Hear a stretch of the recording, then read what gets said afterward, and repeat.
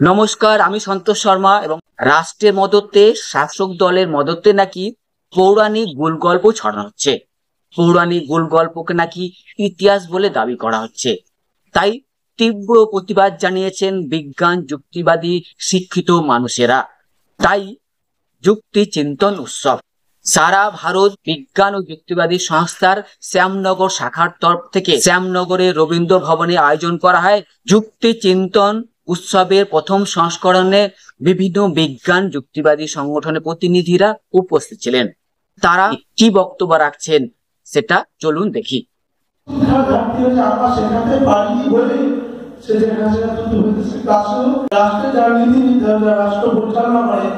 তারা কখনো চায় না যে এই মানুষগুলো শিক্ষিত হোক। শিক্ষিত প্রকৃত শিক্ষিত হলে তার ঠান্ডা করবে না, তার মিছিল করবে না।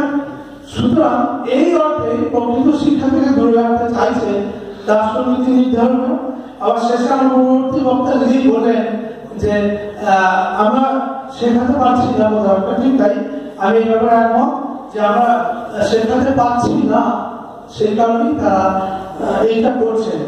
যারা মাফিয়া হয়ে যান, ক্রিমিনাল একটা বড় পর্যায়ে হয়ে যান, তাদের কাছে কোথাও কোনো একটা সময় আমরা যারা ভালো বুদ্ধি সম্পন্ন মানুষ বলে নিজেদেরকে দাবি করছি, যারা একটু অন্যরকম ভাবি বলে দাবি করছি, তারা তার কাছে ঠিক সময় পৌঁছতে পারে। যার ফলে তিনি আজকে এই পর্যায়ে গেছেন। সঞ্চালক বলেছিলেন এই আজকে শ্যামনগর তুমি এই কথাটা বলেছো, সেটা ভিডিও করে একটা সময় আজকে আমি বিশ্বাস করি যে এখনই সম্ভবত আমরা না হই যে সমস্ত বিজ্ঞান সংগঠনগুলোর তারে ঘরে বড় বড় তারা ঝুলবে, আমরা ভয়ে বিজ্ঞান সংগঠনের কাজে সামিল হতে পারবো না, অ্যাটলিস্ট মিনিমাম দরজাটুকুই খুলতে পারবো না। ঠিক সেইখানে প্রয়োজন হচ্ছে সমন্বয়ের প্রয়োজন, যেটা আগে আলোচনা হয়েছে, এখন ঐক্যবদ্ধতার প্রয়োজন। আমি দেখেছি আমারও আমার থেকে অনেক অগ্রজরা আছেন, সিনিয়র আছেন যারা দীর্ঘদিন ধরে বিজ্ঞান আন্দোলন করছেন। আমি অনেকদিন ধরে বিজ্ঞান আন্দোলন করছি। আমার অভিজ্ঞতা থেকে দেখেছি এই বিজ্ঞান কর্মীদের সমন্বয় করার নানা চেষ্টা হয়েছে। কখনো শুধু সম্মেলনে থেমে গেছে বা কখনো তার পরবর্তী প্রক্রিয়াও চেষ্টা করেছে, কিন্তু কোথাও একটা গিয়ে আমরা আমাদের ইগো ধরে রাখতে ব্যস্ত হই, ইগোটাই আটকে যাই, নিজের জায়গা থেকে কেউ এক ফোঁটা সরে দাঁড়াতে চাই না। যার ফলে আজকে এত কম উপস্থিতি হতে পারে, কারণ কোনো অসুবিধা আছে, কাজ থাকতে সেটা থাকতেই পারে, কিন্তু পশ্চিমবঙ্গে বিজ্ঞান সংস্থা কম নেই যারা কাজ করেন, ঠিক তাদের মধ্যে সমন্বয়টা হচ্ছে না। আর এই সমন্বয় না হলে রাষ্ট্র যেভাবে চালিয়ে বসেছে, একদম চালিয়ে যাচ্ছে, সেটা আরো বাড়বে এবং আমাদের ওপর বিপদটা বাড়বে, কমবে না। রাষ্ট্র তো চাইছে মানুষ আমোদ প্রমোদ বিনোদনে বেঁচে থাকতে চায়, দুর্গা পুজোর উৎসব আর অমুক ফেস্টিভ্যাল কার অমুক ফেস্টিভ্যাল, সেইগুলো দিয়ে তারা ভোট ব্যাংক দিতে চায়। ঠিক তাকে প্রতিহত করতে গেলে দরকার আমাদের সমন্বয়। আচ্ছা, লক্ষ্যকণ্ঠে গীতাপাঠ হচ্ছে কদিন আগে কলকাতায়, তারপরে তাদের সঙ্গে রেসারেসি করে সম্প্রবাদন হচ্ছে 1000 কণ্ঠের বদলে লক্ষ্যকণ্ঠে। আমরা ঠিক কটা বিজ্ঞান সংস্থার বিরুদ্ধে সম্মিলিত ভাবে তো পরের কথা, নিজেদের দপ্তরে ভ্যাকেন্সি করে প্রতিবাদ জানানো, সামান্যতম একটা নিজের সময় নিজের গ্রামে পথসভা করতে পেরেছি, তাহলে আমাদের যে প্রতিবাদী কণ্ঠ আমরা সেটা তো আগেই ভয় থামিয়ে দিচ্ছি। আমরা জানি আমরা কম, কিন্তু ভালো কম। এই ভালো কমটা যদি মিনিমাম সূত্রপাতটা না থাকে, সামান্যতম আওয়াজটা না থাকে, তাহলে আমরা তো নিজেদেরই আগে থামিয়ে দিচ্ছি, তারা আমাদের কণ্ঠ চেপে ধরার আগে। সুতরাং এই যে রাষ্ট্রের যে প্রচেষ্টা চলছে অপবিজ্ঞান অভিজ্ঞানকে নিয়ে, ইউনিভার্সিটি কলেজ বিশ্ববিদ্যালয়ে যে পড়ানো, স্কুল কলেজে পড়ানো, আমাদের বিজ্ঞান চেতনার প্রচার প্রসার আটকে দেওয়া, সেটা তো ইতিমধ্যে তারা সফল হয়ে গেছেন অনেকটা অংশে, কারণ আমরা নিজেদের কাজগুলি ঠিক মতো করছি না। আমার পূর্ববর্তী বক্তা বলছিলেন যে স্কুল লেভেলে বিভিন্ন জায়গায় কর্মসূচি করার জন্য শান্তিপ্রসারভাবে আমরা বিভিন্ন জায়গায় কর্মসূচি করি, বিভিন্ন সময় একদম মাসে 2-3টেও করার চেষ্টা করি আমরা পালনের সময়।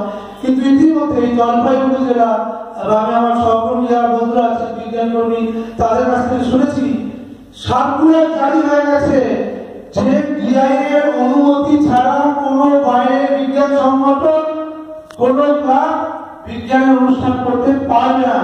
যদি করতে হয় শুধুমাত্র আমরাই করবো, আমরাই পারি করতে। জিআইয়ের অনুমতি ছাড়া কেউ করতে পারবে না।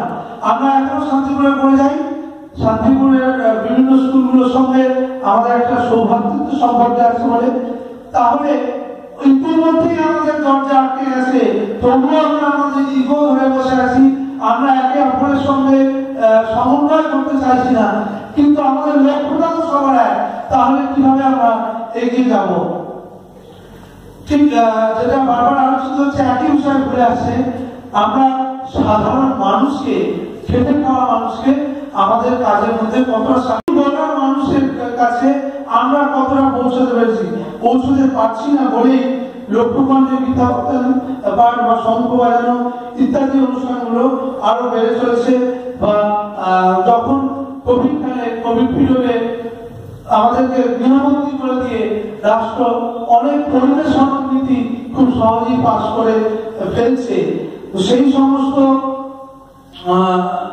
সমস্যা সংগঠন কিছু আছে, আমি কারণ নাম করতে চাইছি না, রামকৃষ্ণ মিশনের সঙ্গে বিজ্ঞান চেতনার পাঠ, বিজ্ঞান অনুসন্ধিত অনুষ্ঠান করছে।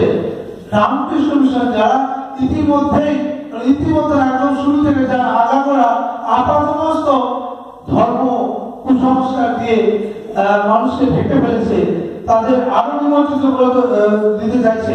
গতকালকেই কথা ছিল আমার একজন পরিচিতের সঙ্গে, গতকাল রাত্রে তিনি রামকৃষ্ণ মিশনের অন্য কিছু না পেয়ে শিক্ষকতা করেন, কিন্তু তিনি করতে চাইছেন না শিক্ষকতা, বলছেন আমার তো উপায় নেই, তাই বাধ্য হয়ে করতে হচ্ছে উপার্জনের জন্য। আমি ভেতরে দেখছি কি অবস্থা হয়, এরা রামকৃষ্ণর বাণী ছড়াতে চায়, বিবেকানন্দের অনেক আদর্শ ছড়াতে, কিন্তু ভেতরে এসে ভোগ বিলাসী কতটা অর্থ উপার্জনকারী ঠিক ভেতরে দেখছি। তো আমার বিজ্ঞান সংগঠনের কর্মীরা যখন রামকৃষ্ণ মিশনের সঙ্গে বসে, রামকৃষ্ণ মিশনের ঘরে বসে তাদের সঙ্গে বিজ্ঞান আন্দোলন করতে চাইছে, তাহলে সেক্ষেত্রে আমরা কতটা সফল হবো, সেক্ষেত্রে কতটা দুর্গা পুজোর অনুদান দেওয়ার বিরুদ্ধে আমরা কথা বলতে পারবো, সেক্ষেত্রে কতটা রাম মন্দিরের যে ভোট কেনার প্রচেষ্টা চলছে তার বিরুদ্ধে সংঘবদ্ধ হতে পারবো। সুতরাং আমার বক্তব্য হচ্ছে, আগে দরকার আমাদের বিজ্ঞান সংগঠনগুলোর নীতি নৈতিকতা আদর্শের জায়গা থেকে যে সংগঠনগুলি একদম স্থির জায়গায় আসা, আর তারপর ইগোকে সরিয়ে দেওয়া দিয়ে সমন্বয় করা। আমরা শুধু তাই নয়, বিজ্ঞান সংগঠন, পরিবেশ আন্দোলন যে যা করি, একে অপরের বিরুদ্ধে রাস্তায় দাঁড়িয়ে কত সময় খোলা জায়গায় মাইক দিয়ে বলতাম বলছি শান্তিপুর সংস্কার অমুক করেছে বা শান্তিপুর সংস্কার কারণে বলছে অমুক বিজ্ঞান সংগঠন এই কাজ করেছে। এই যদি কারোর সঙ্গে মতাদর্শের পার্থক্য থাকতে পারে, একই আন্দোলন করতে গিয়ে আমি মনে করছি এই পদ্ধতি হবে আর একটা সংস্থা, তারা এইটাকে কাজে লাগিয়ে আরো বড় করে যে মানুষকে কুসংস্কারে ডুবিয়ে রাখতে চাইছে তার দিয়ে সফল যাচ্ছে। আমি দেখেছি বিজ্ঞান সংগঠনের বিরুদ্ধে সোশ্যাল মিডিয়ায় প্রচুর একে অপরের বিরুদ্ধে ভোট ক্যাম্পেইন চলছে।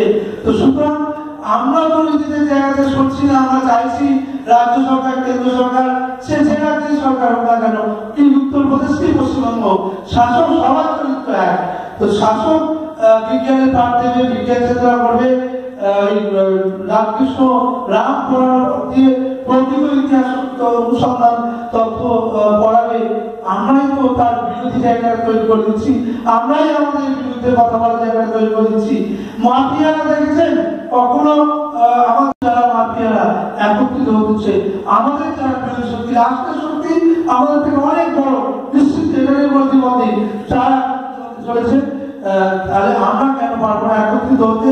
এবং একত্রিত না হলে আমাদের সত্যিকারের বিজ্ঞান প্রতিষ্ঠা কোনোভাবে সম্ভব না। এই সংক্ষিপ্ত বক্তব্য বলে আমি আমার বক্তব্য শেষ করছি। আমার মনে হয়েছে ঠিক এইটুকুই পন্থার মধ্যে দিয়ে বিজ্ঞান প্রেমী রাষ্ট্রীয় মধ্যে দিয়ে বিজ্ঞান চেতনার যে ওপর যে আক্রমণ করছে তার প্রতিরোধ করতে পারে, এইগুলো আমি বক্তব্য শেষ করছি। অনেক বক্তব্য শুনলেন এবং অন্যান্য প্রতিনিধিদের বক্তব্য আগামী পর্বে অবশ্যই তুলে ধরবো।